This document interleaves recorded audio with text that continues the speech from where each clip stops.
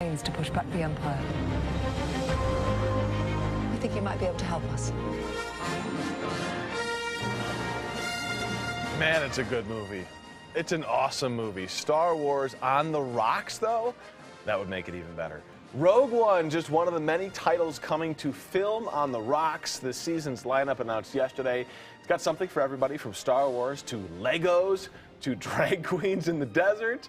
Britta Erickson, she is the festival director for the Denver Film Society, and she joins us here on Good Day this morning. Let me just say, you know this, I don't have to tell you this, but we are so lucky here in Colorado. I mean, this is a once-in-a-lifetime experience to watch movies in this setting, in this fashion, with, what, 8,000 to 9,000 people hanging out with you.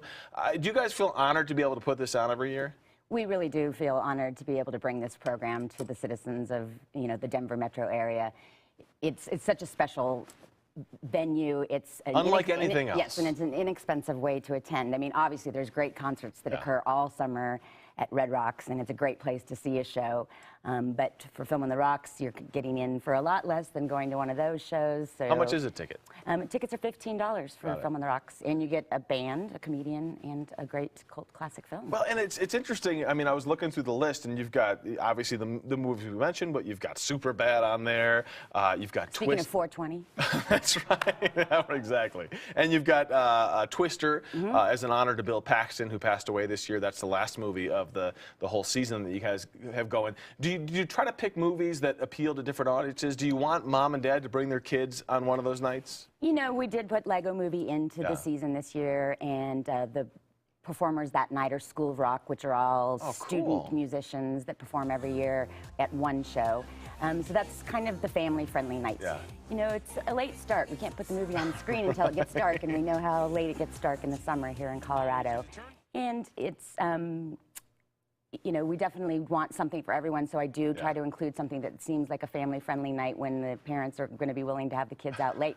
But for the most part, we differentiate ourselves from other outdoor screenings that happen in parks and free screenings by being able to present, films like Superbad that are rated R. Yeah. Or Priscilla, which is going to be a lot of fun. Or Rogue One, which is a relatively new movie. Yes. I mean, you're not going to see that in a lot of parks. I mean, it's not still in the theaters necessarily, but it's relatively recent. Do you ever have problems filling up Red Rocks for these movies? We really don't. In the early years, we'd be happy if we had a couple thousand people show up. We pretty much sell out all of the shows. So I encourage people, because often people are calling at the last minute being like, how did you sell it out? Right. It does sell out. You need to get your tickets in advance, and they'll go on sale tomorrow for the general admission. Our VIP's on sale now. 2 more questions. Yeah. And since you're the one that puts this on, and you've been working on this for some, 15, 20 years now? Okay, 18.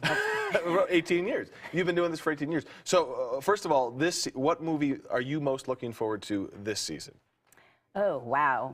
I think I'm actually looking most forward to Twister. I've wanted to do that film for a long time up there, and it seemed like the right year to do it. And, we get some weather here in Colorado, so it might be an interesting night sitting in that venue watching that film. So I'm most looking forward to that. So my other question is, what movie haven't you guys put on yet that you want to put on?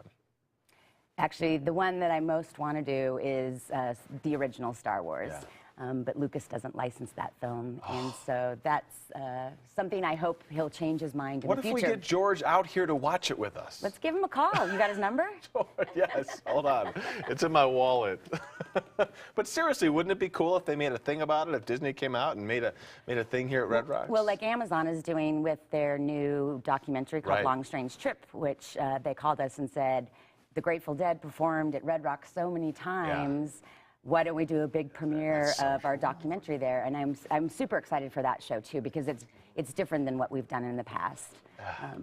So cool. And like you said, concerts aren't cheap. A lot of us maybe can't afford $40, $50 to go to one of the shows per ticket, but you can definitely afford to enjoy Red Rocks with Movies on the Rocks. Thank you so much. Yeah, thanks for having me. I've got a million other questions. I find it fascinating that y'all do this, and I think it's great that you guys do this as well. Unfortunately, when you talk about bedtimes and getting up early, I'm the one that's the problem, not my kids. I have to get up early in the morning. So let's get over to Greg.